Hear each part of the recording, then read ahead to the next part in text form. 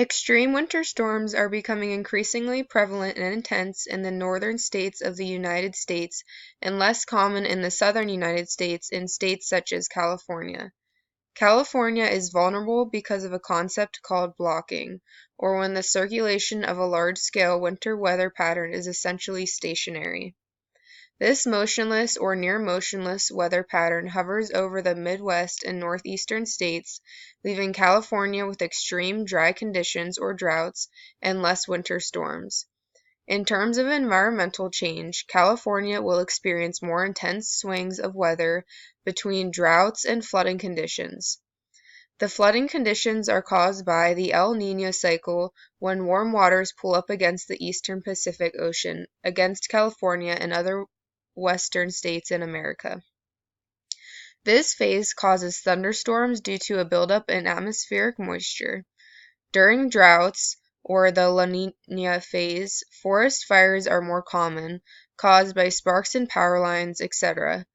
When these fires burn down acres and acres of land, they damage roots that hold soil together during rain events, and then the rain will come. These heavy rains mix with loose soils and result in large landslides as well as poor soils for agriculture.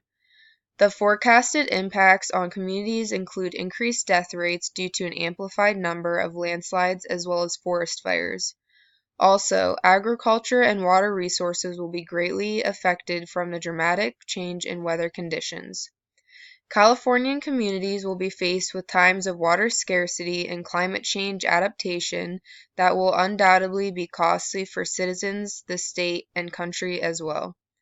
Possible solutions to reduce the hardships of droughts in California include desalination, or the process of turning salty ocean water into fresh drinking water, groundwater drilling, which leads to other problems pertaining to the environment, and wastewater recycling. Additionally, forest fires can be adapted to an extent by removing dead plants that could be fuel for the next forest fire. Performing controlled burns also reduces the amount of fuel available, and reusing water, helping soils and rivers to retain water and reduce the severity of fire. These are just a few of the options Californians have in their coming years of drought.